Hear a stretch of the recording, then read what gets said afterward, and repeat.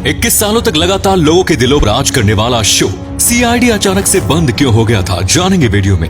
एक ऐसा रहस्यमयी गांव जहां पर 10 सालों से कोई लड़का पैदा नहीं हुआ है। बॉलीवुड से कम टिकट बेचने के बावजूद भी हॉलीवुड बॉलीवुड से ज्यादा पैसे कैसे कमा लेता है, और क्या फ्यूचर में बॉलीवुड हॉलीवुड को पीछे छोड़ देगा, आज जानेंगे। और कैसे ड्रग्स की लत छोड़कर रॉबर्ट डाउनी जूनियर बने आयरन मैन, जानने के लिए बने रहिए वीडियो के एंड तक। नंबर 1, 21 सालों तक इंडियन टेलीविजन पर अपनी एक अलग पहचान बनाने वाले शो सीआईडी के बच्चों से लेकर बूढ़े आज भी दीवाने हैं, और यूट्यूब पर आज भी इस शो को काफी ज्यादा देखा जाता है। पर ऐसा क्या हुआ कि 2018 में 21 सालों तक चले इस शो को बंद कर दिया गया था। बेहतरीन टीआरपी के बावजूद भी इस शो को क्यों बंद कर दिया गया, आइए जानते हैं इसके पीछे की वजह। वैसे तो इस शो को बंद करने के पीछे कई वजह बताई जाती है। कहा जाता है कि इस शो के मेकर्स और चैनल वालों के बीच कुछ भी सही नहीं था और उनके बीच मतभेद चल रहे थे, इसीलिए इस शो को बंद करना पड़ा। वहीं इस शो में दया का किरदार निभाने वाले दयानंद शेट्टी से इस शो के बंद होने के बाद जब बीबीसी के रिपोर्टर्स ने इसके बंद होने की वजह पूछी तो उन्होंने कहा था कि इस शो को चैनल वालों ने बंद किया है। वैसे तो पब्लिकली ये बताया गया है कि इस शो को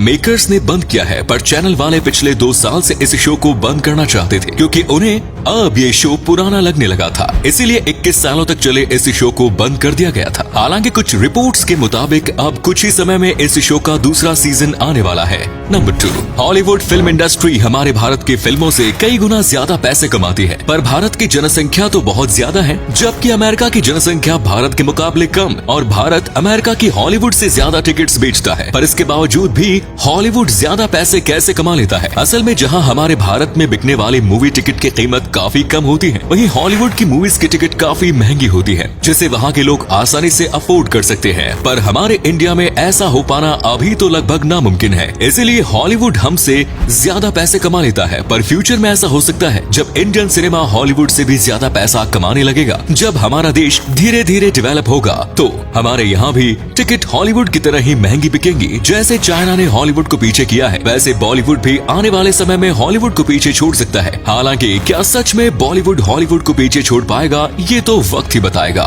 नंबर 3, यूँ तो दुनिया में हर जगह पर लड़के और लड़कियां दोनों पैदा होती है और यही कुदरत का नियम है। पर क्या आप एक ऐसे गाँव के बारे में जानते हैं जहाँ पिछले 10 साल से कोई भी लड़का पैदा नहीं हुआ है? जी हाँ, आप सही सुन रहे हैं। हम बात कर रहे हैं पोलैंड में बसे एक छोटे से गांव ऑद्रेजेंस्की की, जो वैज्ञानिकों के लिए भी रहस्य बना हुआ है। न्यूयॉर्क टाइम्स की एक रिपोर्ट के मुताबिक महज 300 की आबादी वाले इस गांव में पिछले 10 सालों से कोई भी लड़का पैदा नहीं हुआ है। यहाँ पर लोगों की संतानें तो होती है, पर सिर्फ और सिर्फ लड़कियाँ यहाँ खूब जन्म लेती है, लेकिन लड़के बिल्कुल भी नहीं। कुछ लोग इस गाँव को श्रापित मानते हैं और उनके मुताबिक इस गाँव में अब कभी भी लड़के जन्म नहीं लेंगे। वहीं वैज्ञानिक इसको लेकर हैरत में हैं और वो इस गांव में रिसर्च कर रहे हैं। कुछ समय पहले भी ये घोषणा की गई थी कि अगर इस गांव में किसी के घर लड़का पैदा होता है तो उसे इनाम भी दिया जाएगा। नंबर 4, एमसीयू का आयरन मैन कैरेक्टर न सिर्फ आज अमेरिका बल्कि दूसरे देशों में भी काफी ज्यादा पसंद किया जाता है और भारत में भी इसे काफी ज्यादा प्यार किया जाता है। पर क्या आपको पता है कि आयरन मैन का कैरेक्टर निभाने वाले एक्टर रॉबर्ट डाउनी जूनियर एक समय पर ड्रग्स के आदी हुआ करते थे और ड्रग्स ने उन्हें हर तरफ से घेर रखा था। काफी छोटी उम्र से रॉबर्ट डाउनी जूनियर ने ड्रग्स लेना शुरू कर दिया, जिसकी वजह से उन्हें कई बार जेल भी जाना पड़ता था। इनके पिता एक मशहूर फिल्म मेकर्स थे,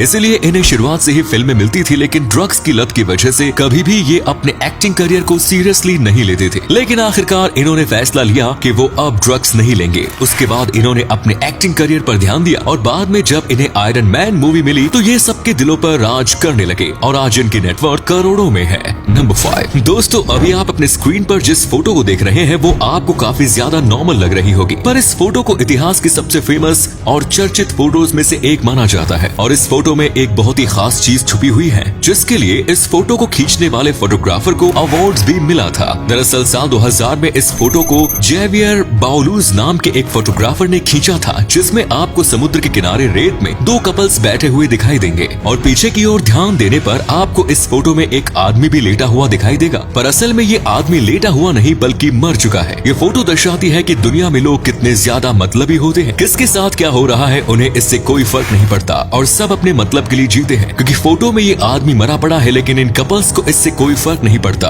ये फोटो इतनी ज्यादा चर्चित हुई कि बाद में इसे कई सारे पुरस्कार भी मिले और इसे इतिहास की सबसे फेमस फोटोज में शामिल कर लिया गया। नंबर 6, क्या आपको पता है कि एडिडास और प्यूमा जो कि आज बहुत बड़ी कंपनियां हैं, उनके फाउंडर दो सगे भाई थे, पर ये दोनों सगे भाई आपस में बहुत ज्यादा नफरत करते थे। असल में ये बात साल 1900 की है, जब रुडोल्फ और एडोल्फ नाम के दो भाइयों ने शू बनाने वाली कंपनी शुरू की और इनकी ये कंपनी चल पड़ी और इनकी कंपनी काफी कंफर्टेबल शूज को बनाती थी, इसीलिए ये काफी ज्यादा फेमस भी थी। पर अचानक से कुछ ऐसा हुआ कि इन दोनों भाइयों के बीच दरार पड़ गई और इन दोनों भाइयों के बीच दुश्मनी हो गई। बात इतनी बढ़ गई कि इन दोनों ने अपना शूज का बिजनेस अलग कर लिया और इसके बाद जन्म हुआ एडिडास और प्यूमा का। इन दोनों ने अपने बिजनेस को अलग करके खूब ग्रो किया और उस समय इन दोनों की दुश्मनी इतनी ज्यादा थी कि इन दोनों ही कंपनियों के एम्प्लॉयज एक दूसरे से बात तक नहीं करते थे। इन दोनों कंपनियों की लड़ाई पूरे शहर में फैली हुई थी और शहर के लोग भी इस लड़ाई का हिस्सा थे और कंपनी के हिसाब से लोग एक दूसरे से बात करते थे। नंबर 7, शायद आपको जानकर थोड़ा अजीब लगे लेकिन एक समय पर पेप्सी के पास इस दुनिया की छठी सबसे बड़ी आर्मी हुआ करती थी। पर सवाल तो ये है कि एक कोल्ड ड्रिंक बनाने वाली कंपनी के पास आर्मी का क्या काम। असल में बात 1959 की है, जब मॉस्को में अमेरिका और रशिया के रिश्ते सुधारने के लिए एक इवेंट रखा गया। इस इवेंट में अमेरिकन कल्चर को दिखाने के लिए पेप्सी भी सर्व की जा रही थी और तभी रशिया के नेता निकिता खुरुश्चेव ने पेप्सी को टेस्ट किया और उन्हें ये काफी ज्यादा पसंद आई, जिसके बाद उन्होंने पेप्सी को रशिया में भी लाने का प्रस्ताव रखा।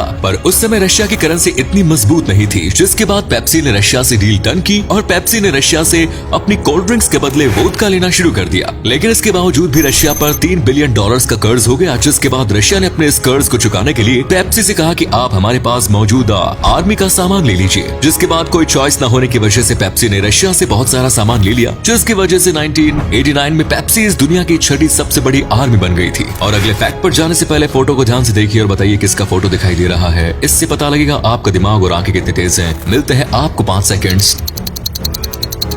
नंबर 8, यूं तो आज के समय में फेसबुक एक बहुत बड़ी कंपनी है जो कई सोशल मीडिया एप्स को ऑन करती है, पर शायद आप नहीं जानते होंगे कि एक बार स्मार्टफोन के बढ़ते क्रेज को देखकर फेसबुक में अपना स्मार्टफोन भी लॉन्च किया था। साल 2013 में फेसबुक ने स्मार्टफोन के क्रेज को देखते हुए HTC के साथ मिलकर एक फोन लॉन्च किया, जिसे फेसबुक फोन भी कहा जाता था। इस फोन में हर जगह पर फेसबुक को प्रमोट किया गया, जो कस्टमर्स को बिल्कुल भी पसंद नहीं आया और फेसबुक का ये फोन बुरी तरह से फ्लॉप हो गया, जिसके बाद वापस से फेसबुक ने इस स्मार्टफोन की दुनिया में कदम रखने के बारे में कभी नहीं सोचा, क्योंकि इस फोन से फेसबुक को करोड़ों रुपयों का घाटा हुआ था।